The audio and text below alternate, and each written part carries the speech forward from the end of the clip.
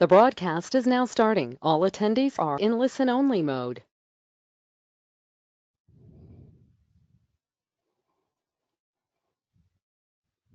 All right, thank you everyone for joining us this evening, and thank you for a few minutes standby there, having a little technical difficulty, but we appreciate your presence tonight as we talk about our spatial analysis program. So tonight we'll be discussing our graduate programs in spatial analysis for public health. And if you can see, your presenters will be Program Director Dr. Frank Curriero, Professor Tim Shields, and myself, Angelica Santiago. I'm an admissions officer for the online program.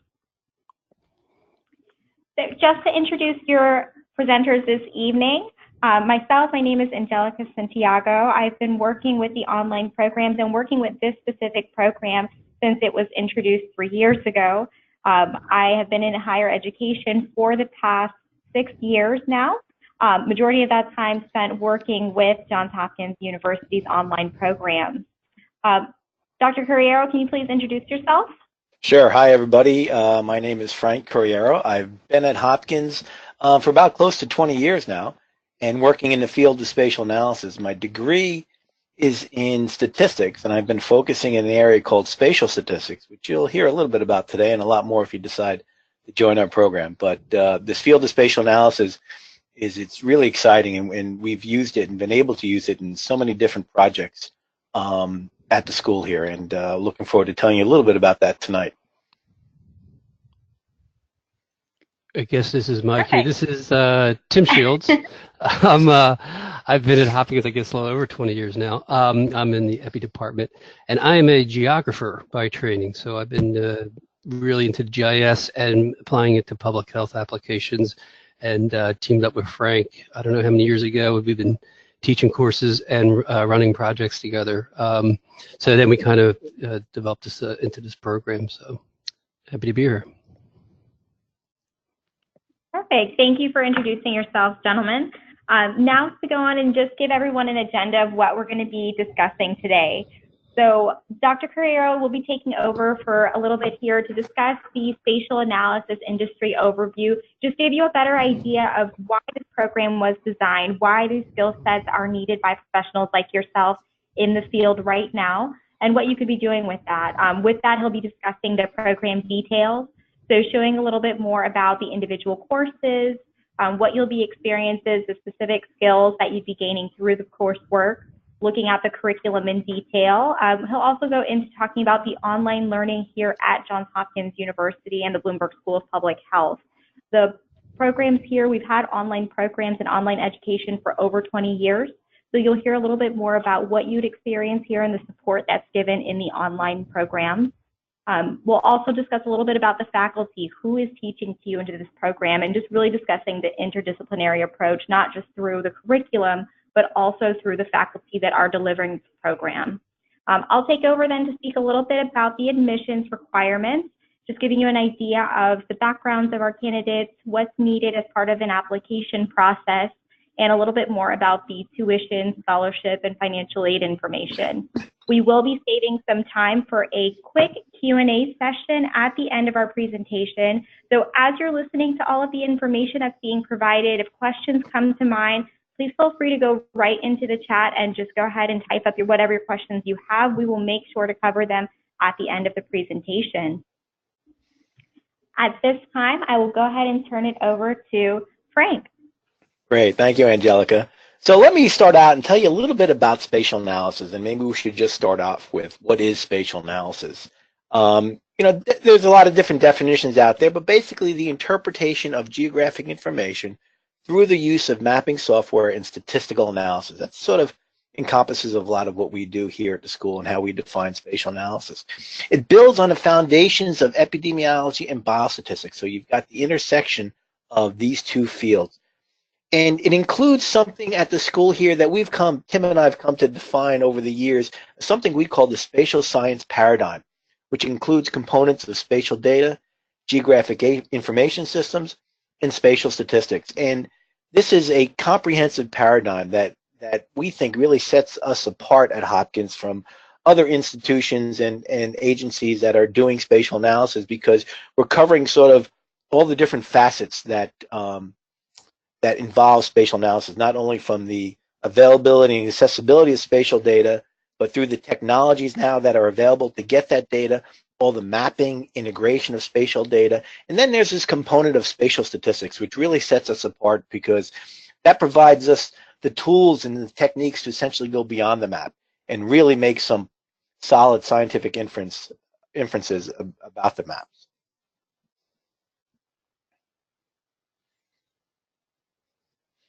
So spatial analysis, it started a long time ago. Probably one of the well-known examples is what you see here about John Snow's cholera outbreak map. And back in the day, back in the 1850s, cholera was thought to be caused by an airborne pathogen, and there was an outbreak of cholera deaths in London. And John Snow, who is now known as the father of epidemiology, actually mapped the deaths on this drawn out map that you see here in the upper left hand corner, and he showed that a lot of the deaths were clustering around a water pump, the well-known famous now Broad Street pump, where people would go and get their water, and you would go and get the water from the pump that's closest to your house, and he showed that those deaths were clustering around that one pump. When he removed that pump, the deaths went away, or the outbreak went away. So that was one of the, nowadays we looked at something very simple, but at the time, one of the most powerful statements that can be made, not only in spatial analysis, but in epidemiology and public health. And now we fast forward about a century and a half, and this is examples of what we can do now. So this is a project that Tim and I currently continue to work on, and this is mapping malaria risk in Southern Africa. So there are efforts, especially at our school here, we have centers of excellence in malaria research, and they are going house to house and testing people for malaria, which is still a big problem in Southern Africa. And we can't go to every house or every location, so we go to sampled houses, and based on that information, we can use GIS and spatial statistics to predict risk at unsampled houses across the whole entire area, and we can map that. And that's what you're seeing here in this plot, is maps of malaria risk in the dry and rainy season, but also accompanying with that map, we have something called a map of risk uncertainty. So you sort of get like a confidence interval for those who are familiar with statistics, but you get some measure of uncertainty with our predictions as well. And again, the tools that get us to this map are involved in that field of spatial statistics.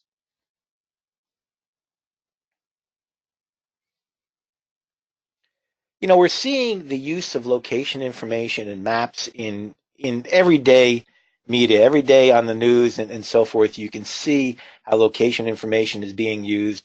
We've all seen the CDC flu maps, and everybody likes to communicate this information via maps, whether it's a map of the whole United States or just a map of your state, depending on the news that you might be seeing at that time.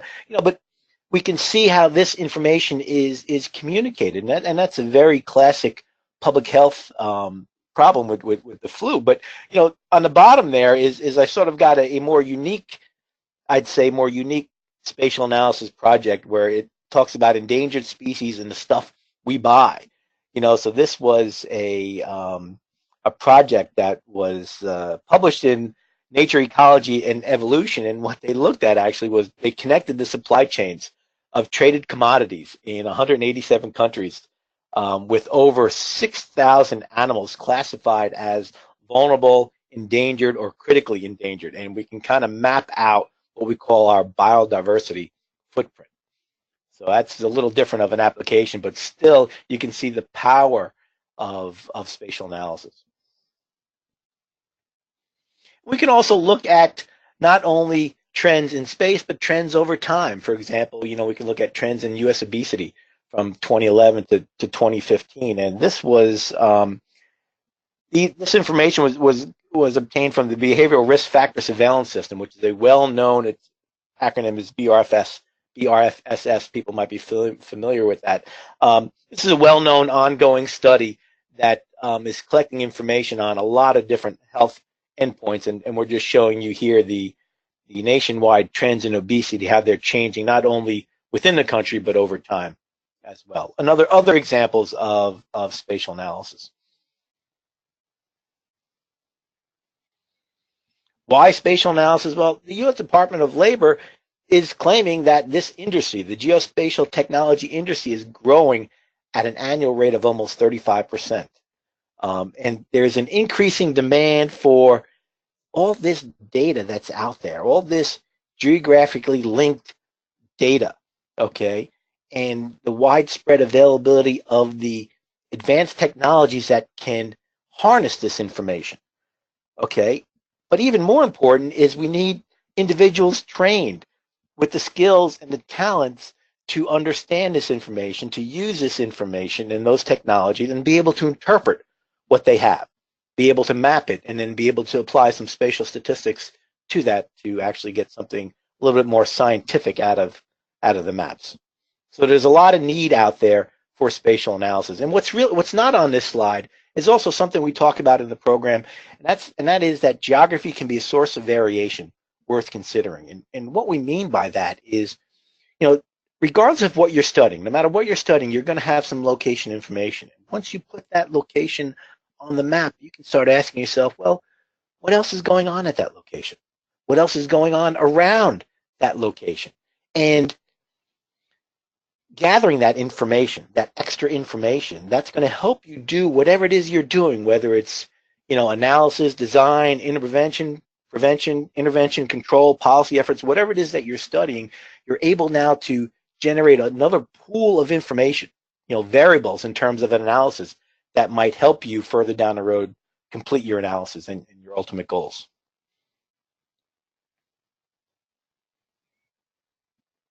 There was an article that was recently published a couple of years ago that said, what gets measured gets done. And that's really important. And in that article, several leaders, and we're talking about leaders of different government and health agencies, both state, local, and national, they recognize that there is an urgent need for more timely and more geographically specific data at the neighborhood or census tract level. So this is getting down to your neighborhood, your zip code area, to efficiently and effectively address some of the most pressing public health problems.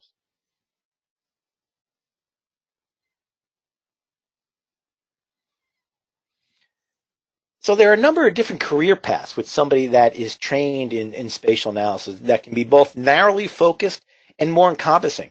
I mean, spatial analysis for public health can be used among other traditional public health careers, and it's really almost like an added benefit. You've got this whole new niche now of spatial analysis, and at least with our program, it's not just that you know how to get spatial data and map it, but you know how to apply spatial statistics to it and actually interpret the patterns that you see on the map.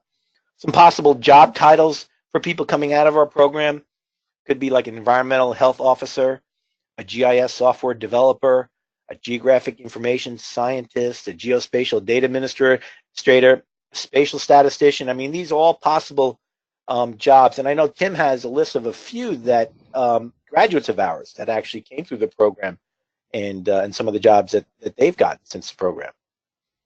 Yeah, I guess it's more or less hot off the press. I guess some students who have graduated last spring, I just recalled, I get emails saying, oh, can I do a reference for them kind of thing, and happily would do so.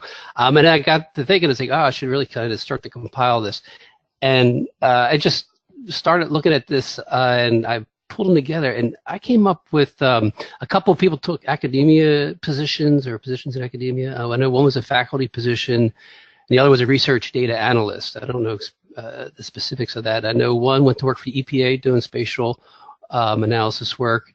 Another was in the private industry doing it was an oncology database warehouse development of information systems with them with spatial applications. And then one more is research analyst, and I don't know if it's private or government or academia, but they're just thinking about the job titles there. These are all, I guess, would more or less fall in there somewhere. But it's nice for us to see, our first graduating cohort. I know a lot of people are already happy with their jobs, but I know a couple of people are looking, and it seems like they're able to move into this sphere, professionally. So it's kind of nice.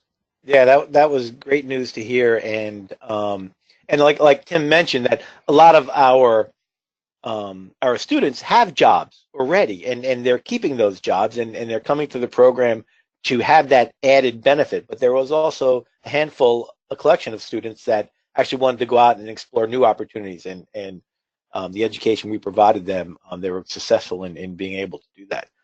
Some details about our program. So we have a Master's of Applied Science in Spatial Analysis. This is a 50-term credit, and it's 2 academic years. And here at Hopkins, we have 4 terms or quarters per year. And so you'll have courses in epidemiology, biostatistics, all our spatial courses, and then you'll also have professional development.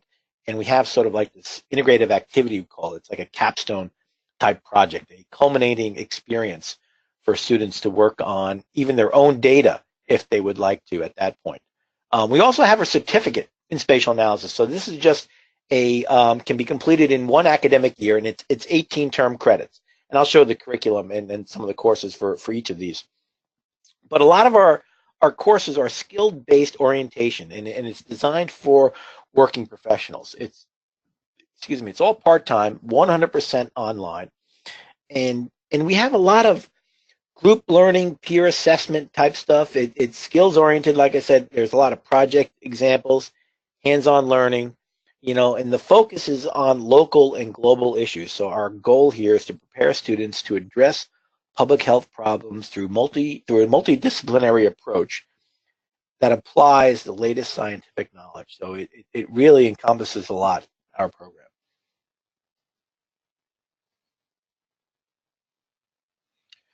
Just to run you through some of the curriculum here, I'm not going to touch on every course that's listed here, but there you see the 2 years, and then you see the 1, 2, 3, 4 terms or quarters within each year. And you can look through this and you can see, okay, there's 2 courses in biostatistics that we take. There's 2 courses in epidemiology that we take. There's some of these professional development courses, but I just want to focus on the spatial courses for now. So, term 1, you get spatial analysis for public health, and this is where it's introducing you to the GIS software, and we use ArcGIS as the specific software for that.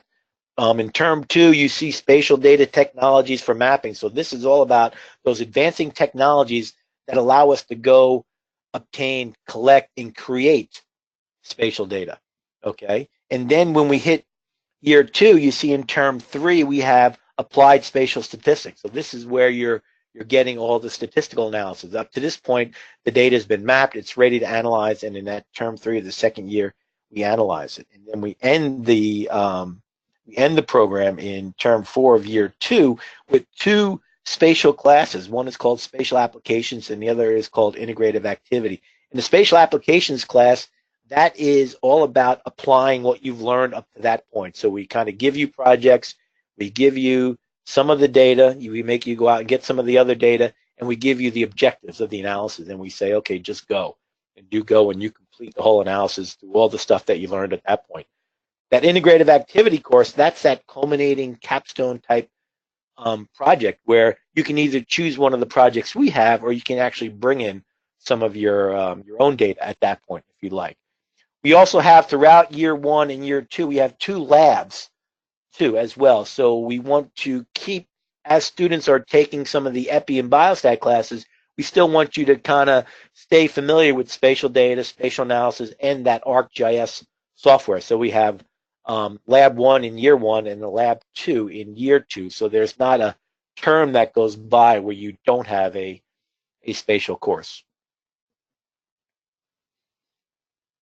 And then the graduate certificate, and the thing I want to point here, so this is just 1 year, it can be done in 1 year, and so you have the 1, 2, 3, 4 terms, and the spatial analysis classes you see here, it's the same core curriculum as those in the master's program. So it's not a different course, and you're actually in the same classes with, so classes are a mix of certificate students and the master's students. So you can see in term 1, you're getting that spatial analysis for public health, that's the ArcGIS class. Term 2, spatial data technologies for mapping. Term 3, you take this applied spatial statistics course, and we also have a journal club course, which also the masters have. I neglected to mention that one. And then you end the certificate with the spatial applications course. You don't take that culminating experience class for the certificate, but the 5 other core spatial courses are the same between the certificate students and the master's students.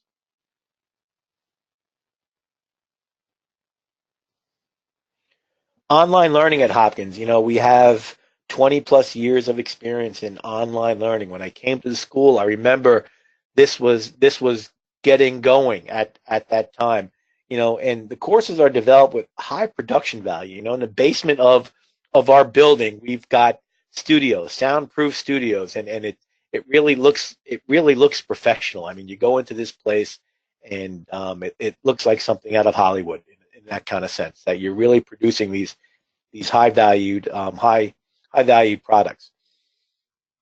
We have online course activities to keep students engaged throughout the program. We have live talks where the instructors, maybe 4 or 5 times throughout the term, so like every week and a half on average, there's a live talk that you can sign into, and you'll hear the professors talk about different things that are going on in the course, answer questions, and so forth. So there's a lot there to keep students engaged. And the faculty recorded course lectures provide increased flexibility. So the lectures are there. You can download them and listen to them whenever you want, just like any online program. We have weekly schedules, but within that week, it's really up to you. And there's a 24/7 help desk for any of the online programming. We have this whole department at Hopkins it's not just 1 or 2 people. There's a department of online learning, and it's called CTL, and they're the ones that really do a great job with all our online learning programs. All right, so here we are again, right? So there's me. You see Tim in here. We have Elizabeth Gollop, who teaches EPI classes. Liz also is the director of all the OPAL programs. I direct the spatial analysis program with help from Tim. Liz is the director of all the OPAL programs, and Liz also teaches the online EPI courses. You got John McGrady, who's teaching the biostatistics courses, and then on the bottom row, you've got Derek and Aruna, who are helping out with the EPI classes and some of the professional development courses as well. So a lot of great faculty. These are not adjunct faculties. These are faculty I see every day. These are full-time faculty here at the school that are also involved in projects at the school, teach on-site, like Tim and I teach a similar set of courses on-site at Hopkins as well.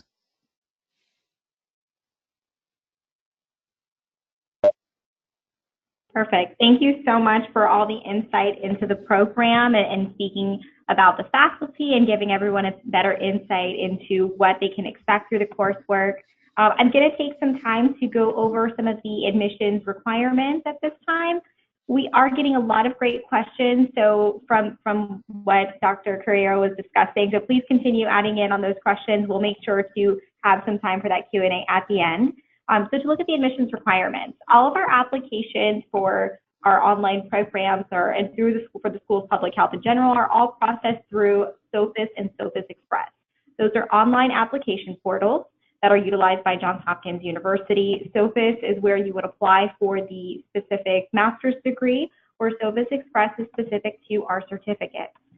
Students are required to have a completed bachelor's degree from an accredited college or university when they apply. We're looking for sufficient prior quantitative coursework or alternative evidence of quantitative ability. So this is just meaning that we understand some students have a heavy background in quantitative coursework through their bachelor's degree, and others haven't had this experience through their professional careers, which the faculty and the admissions committee for this program are open to reviewing students who have backgrounds in both areas. 3 letters of recommendation are a requirement for students who are applying to the master's degree. If you are applying to the certificate, it requires 1 letter of recommendation. And for both applications, you are required to write a statement of purpose. This is really your time to kind of explain what you've been doing, what made you interested in this program, and really what you're trying to learn and how you hope to apply it in the future. So really giving the admissions committee an idea of what are your career goals and how does that match up with the educational objectives of the program? For our students who are applying and are international students, there will be a proficiency in English exam required either through the TOEFL or the IELTS, as well as a course-by-course credential evaluation through the World Education Services of your previous education. And that's something our admissions team is happy to kind of talk through and give you more information about. So if this is your background, please feel free to reach out to us directly so we can help walk you through that process. For the admissions information, the great thing is that applications are reviewed on a monthly basis. So we do encourage students to apply early. Our ultimate deadline for application is July 1st of this year, and that will be for students to start September 3rd of this year. So we do have enrollment in one start per year, which is always in the fall. While you're in the program, there is some flexibility as far as timing. All programs do have the master's degree is a 2-year program with a maximum of 4 years to complete, and the certificate is a 1-year program. So, but the start time for each program will always be in the fall of each year. So it's really important to start on applications early, and that way you can get a decision early and start planning for the fall. Now, to go over some of the tuition information, the tuition for the program for the 2018-2019 school year, $1,128 per credit.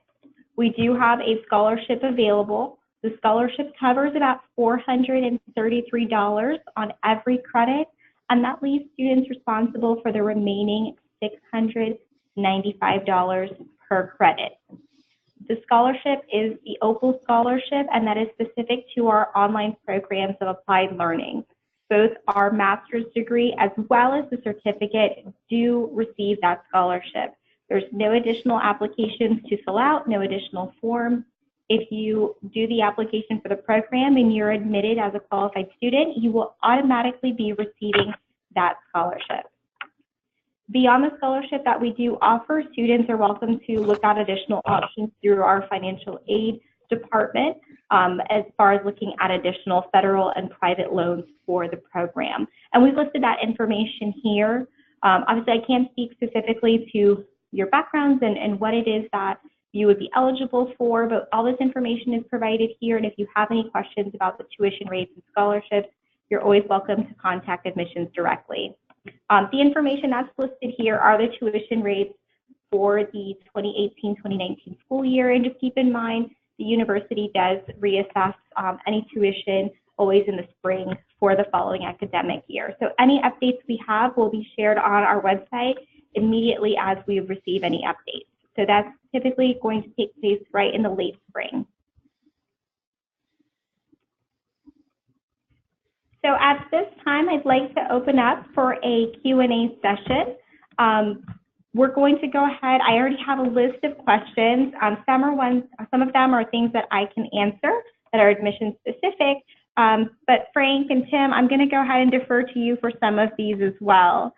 So I'll start off with an admissions question, a big one, I think that came across twice, is a GRE or GMAT needed for this program? For the application, that is not a requirement. So we do not require a GRE or a GMAT in order to apply to this program. Dr. Curriero or Tim, one of you, if you could please kind of give us an idea of, it said what is expected of certificate applicants. I think there was a quick note as far as the biostatistics and epidemiology, and someone's wondering if you can just go into that a little bit more.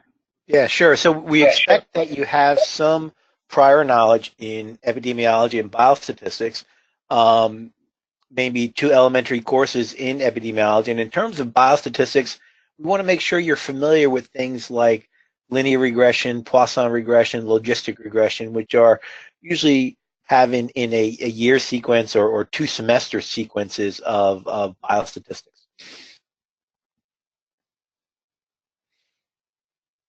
Perfect. Another one that came in was, what if someone can't attend a live session? And I think this question's coming because of time zone differences with students being both domestically and internationally located. Yeah, sure. That's a great question. And every time we have a live talk, so attendance is not taking. I mean, we can see who joins a live talk and so forth, but attendance really isn't taken. This is a benefit for you. All the live talks are recorded. Okay, so if you can't make it, you can go back and listen to the whole hour, and also have a transcript of what was said, what was asked, and what was said, because everybody can hear us, but you can't hear unless we actually give you permission so that we can hear your voice. But people type in the questions just like what you're doing here, and so there would be an audio recording of this session with all the questions and the answers as well. We have the live talks in the evenings on Eastern Standard Time, so it's between like 5 and 7 o'clock at night. But we understand international students that they always can't make it. But I also want to mention that our TA office hours. So for all these classes, and I can speak more specific to the spatial classes, we have 2 TAs, 2 teaching assistants, that follow through every course with every student in every year. So they've been doing this ever since we started. They know the courses because a lot of courses are linked. So you'll get to know them really well. And we've asked them to have office hours, and the odd times around here. So it's in the evenings and on Saturdays and Sundays as well. So they can really try to attract the most people and provide the most availability and opportunity for people to join. So I should have mentioned that earlier, but yeah, the teaching assistants and the office hours that we have, and we also have, that in itself is a great resource, but we also have a Course Plus system, which is an online system that has a discussion forum. So at any point you have questions, and it might be in the middle of the day to you, but it's the middle of the night for us. You can get on the discussion forum and type in your question, and other students chime in for that. And I also have the teaching assistants review that discussion forum on a daily basis. And if there's a question in there that they need to address, they will go ahead and do that. Frank, I can also add one more small item. On Course Plus, we have a section for live talk questions. So for upcoming live talk sessions, you're free to, post a question you would like voiced there. So even if you can't make it, it would be discussed and recorded and transcript, and you could catch it later. I think you guys just both brought a lot of relief to a lot of people that had some similar questions. Yeah. So thanks for all those details. There's a lot of support that's there. Another great question that came up was wondering about student backgrounds, both professionally and academically, coming into the program. Is there an expectation as far as like someone who has a specific degree? We have students who have health science or biology backgrounds, other students that are coming working from energy industry, for example. So what are your thoughts on applicants coming with such different backgrounds? Is there any specific requirement? There is no specific requirement. We hope people do have some kind of a background in terms of academic and professional, and we do get a lot of variation in terms of where people are coming from. If you're coming into the master's program, you're going to get a lot of the public health through the EPI classes, through the professional development classes, and then even the biostatistics and our spatial classes. They're all going to be focused around public health problems and public health examples. If you're coming in with this for the certificate, we assume that you have that prior public health biostatistics / epidemiological background already. But we get people from varied interests, and that shouldn't be worried if you're coming in from electrical engineering versus somebody that's coming in as a nursing student and stuff like that. I mean, people are going to have varied levels of expertise when it comes to public health, when it comes to maybe the more biostatistic technical stuff, and we're able to work with people from a lot of very different backgrounds. So that shouldn't be something that worries people too much. I actually, Frank, would say I always enjoy the diversity of the backgrounds. And we get into discussion forums, and having people's different backgrounds and experiences really, enriches the discussion. Different perspectives on our spatial applications. It's enjoyable. Everybody kind of learns from that. And although the program, both the certificate and the master's program, is a spatial analysis in public health, or a certificate in public health with spatial analysis, although the focus is on spatial analysis, there is nothing here that says you can't take a lot of the techniques and the methods of GIS and spatial statistics and apply that directly to other fields of study. Perfect. Tim, I think this would be a great question for you to go into a little bit. It's more about the different softwares or different applications that are used within mapping. And just want to know, I know some students have familiarity with ArcMap and GIS, but is there anything else that would be explored in the program, or what's kind of heavily used with mapping technology? Well, as Frank said, the courses in ArcGIS, we've been using ArcGIS Desktop, although now we are looking to migrate it to ArcGIS, or ArcPro, I guess is the formal name of it, the newest version from Esri. Frank and I have, over the years, have gone through debates with each other about which GIS software we should be using. But just Esri is the industry leader, so we've been sticking with that. So our GIS is done in that software. That said, we do talk about all the principles are the same across all these softwares. So we do some QGIS, and we get into some other parts beside the vector part of ArcGIS, so we get into some of the raster elements of that as well. But basically, it's an ArcGIS class for the GIS portion of it. I'll probably let Frank go into the other software that we use for the spatial statistics, so he can describe that in a little better detail.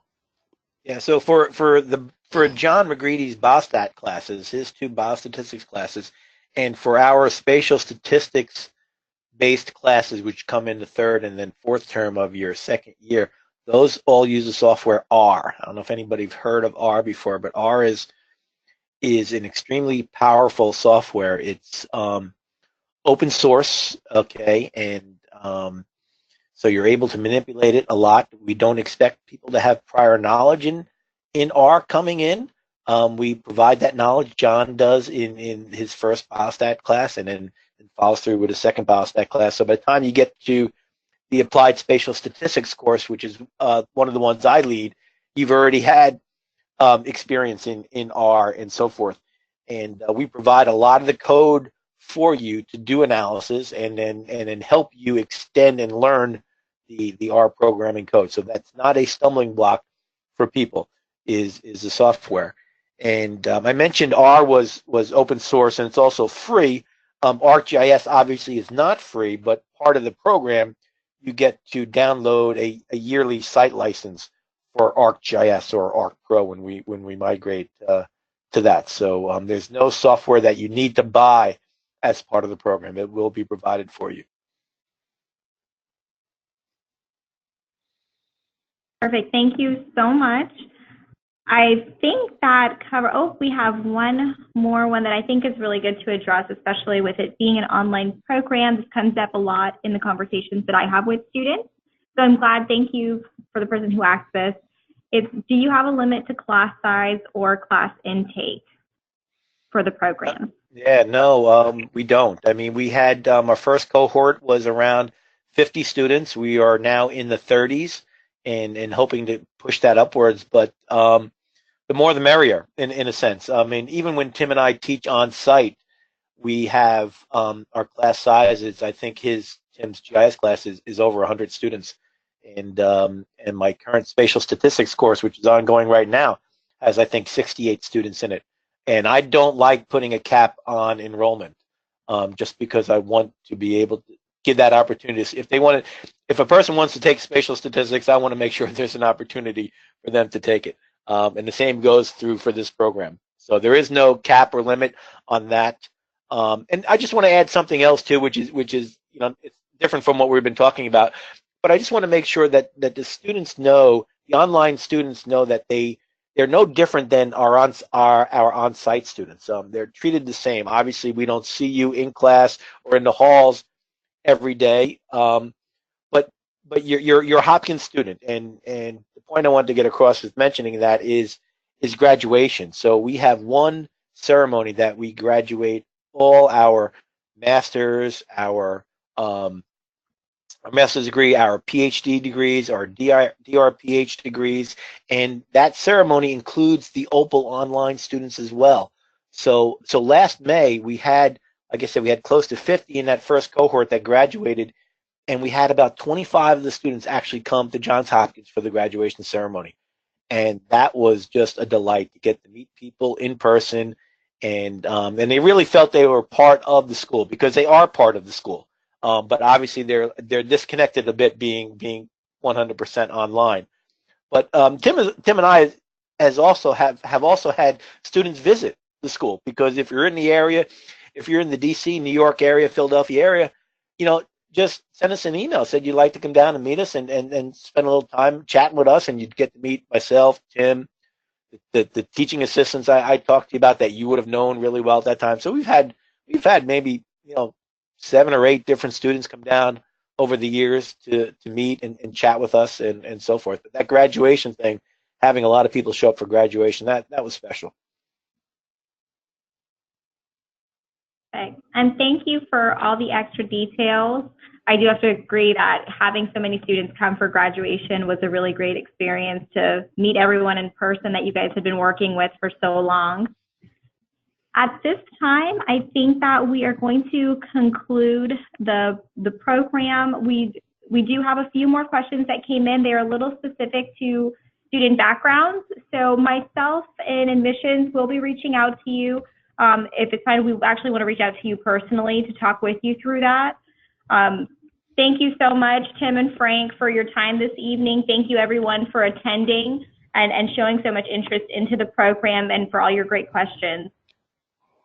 All right, you're welcome. Looking forward to seeing everybody in the program. Thanks, Angelica. Thank you. Thank you. At this time, we did go ahead and put in some scan codes right here. So for those students who have heard the information for the program and are super excited to get started, the application has a scan code right here where you can get started. We're also going to be sending you a recording of this presentation shortly, and we'll also be connecting with you directly in the Office of Admissions.